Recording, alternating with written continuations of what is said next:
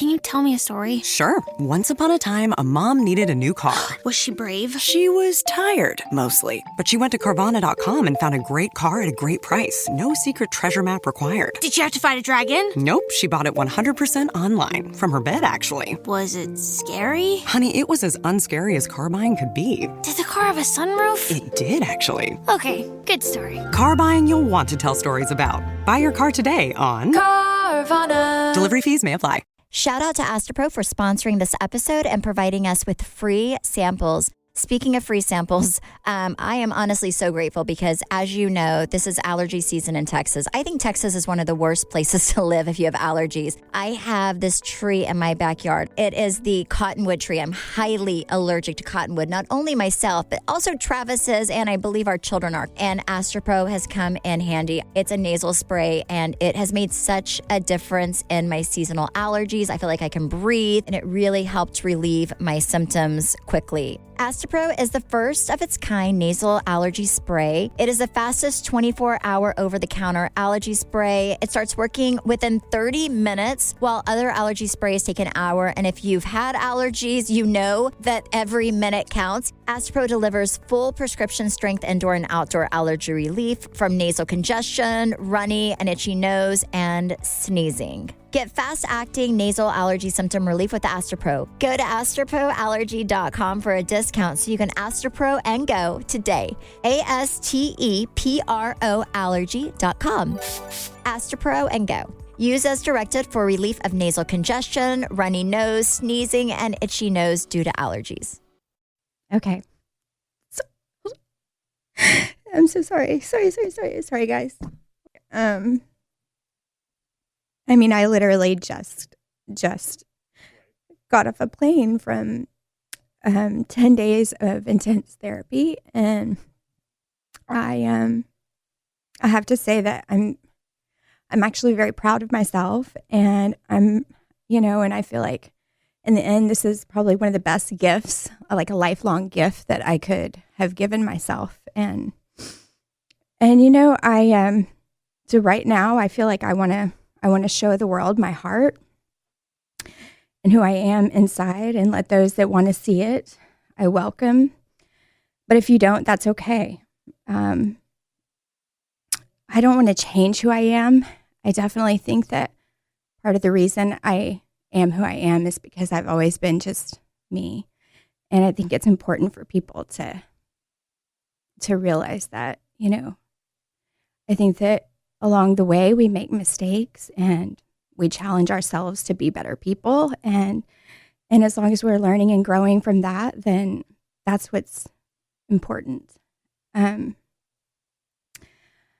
Okay, so I've written down my thoughts and emotions, feelings all on this piece of paper, actually multiple, and I've journaled throughout the time that I was away. And I feel that it's important to share all of this with you. So I apologize if I'm going to kind of read a little bit.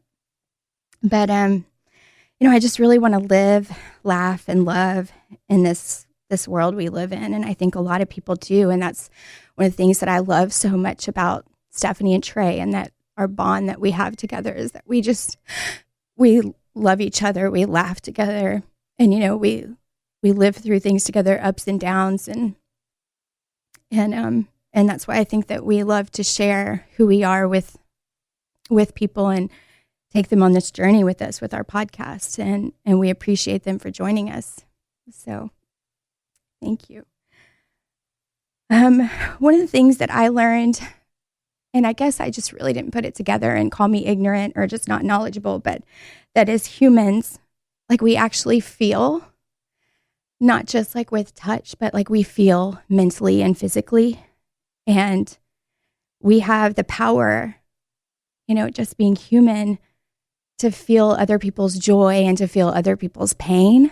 And I think that it's crazy because that is so powerful, and that tool can be used to literally just hurt people and hate people.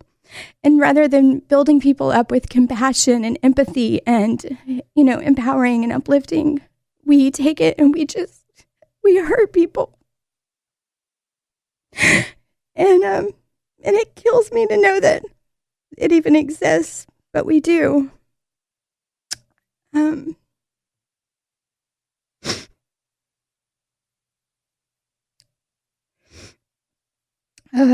Sorry. So I learned this on the journey, but then it's like that power you also give to other people. And that's one of the things that I did. And, self-love is also something that is very important. And I was lacking that for myself. And one of the things that I realized when all of this happened is that I've always had a shell. I've always been somebody that, I had insecurities when I was a little girl. And so by feeling loved and accepted, I would make people laugh. And that's what I've done all my life. And, I'm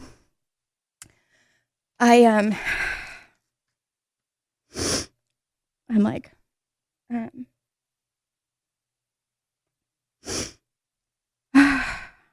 sorry. So let me just say, when what I did a few years ago, I'm just going to go ahead and break it down for you, is that what I did a few years ago is I did this video, and it was in reference, it was essentially 4 years ago, and it was in reference to, a scene on season 2 of RHOD where the ladies were talking about my features and in particular my squinty eyes. And once again, that's something that I've been insecure about. So I made a video poking fun of myself and what was taken out of context. You did not see the follow-up with stay tuned for this week's episode. And then I immediately took the post down and posted a public apology. Someone maliciously recorded it off of a device and saved it for this many years. And I think, I don't understand why, but I think when it came down to it and it resurfaced, I made a poor decision of being angry and trying to defend in the moment what was wrong and insensitive. And then once again, I'm sorry. I'm not going to lie that I am actually very aware that, that this conveniently resurfaced as a deflection, and that's fine. But I think that the part that breaks my heart is that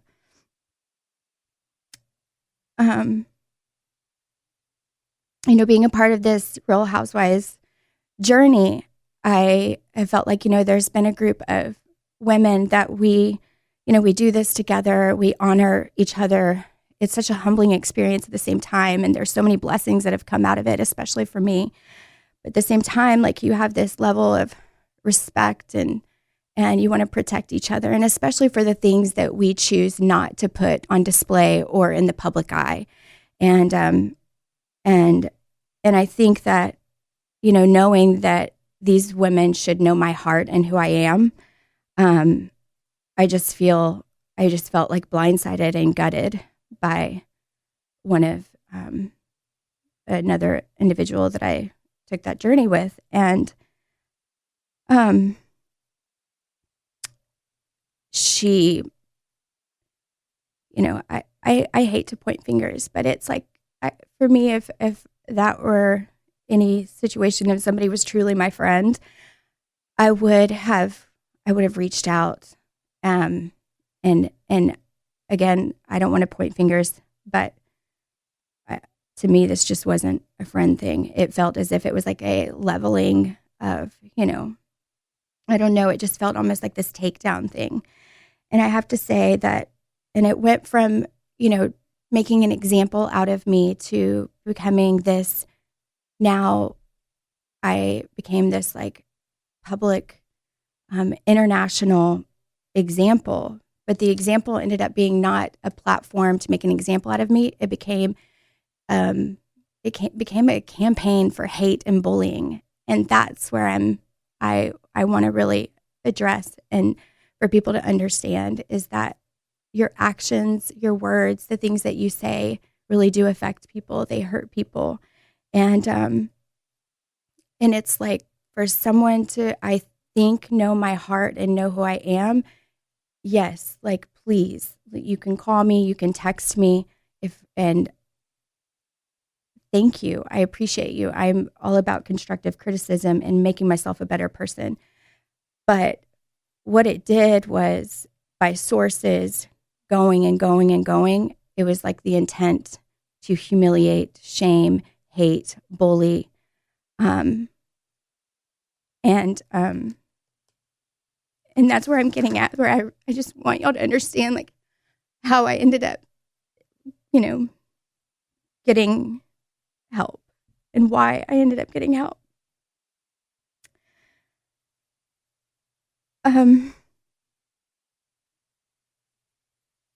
I think I felt so much shame.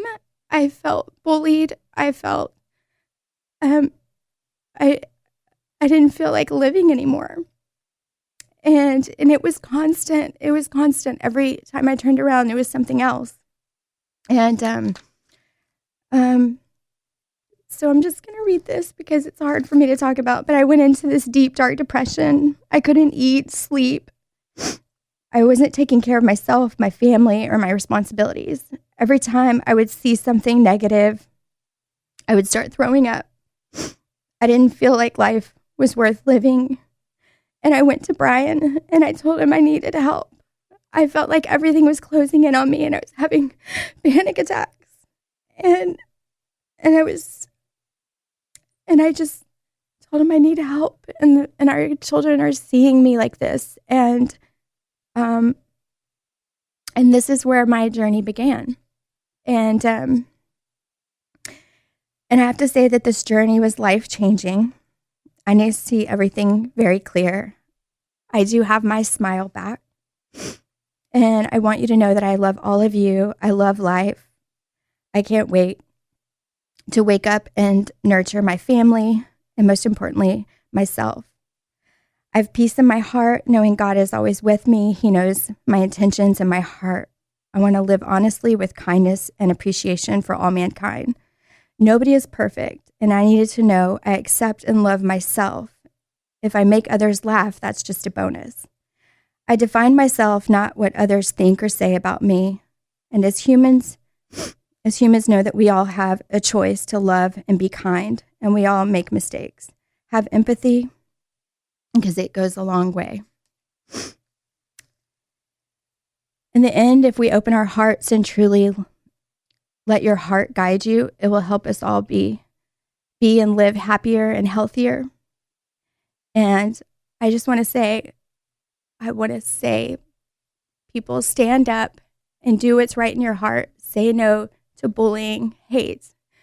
And there's a better way to handle things. And I am a living example of that. And for me to be a grown-ass woman and this affects me in such a way, can you imagine our young, like our youth? Like, it's horrible. And for me to be in that state it's just unacceptable. And it's unacceptable for just mankind. But I just want to say that I love you all, and I just want to, if anything, I just want to be an example to uplift and empower and support and encourage people. And I want to thank you all for believing in me, and I want to thank Trey and Stephanie for loving me and supporting me, and our network, and my family and friends, and you all know who you are, and my husband. Like, I can't imagine like what he felt in my children seeing me like this, and I just want to thank him. And yeah, but yeah, thank you for listening, and I love you all.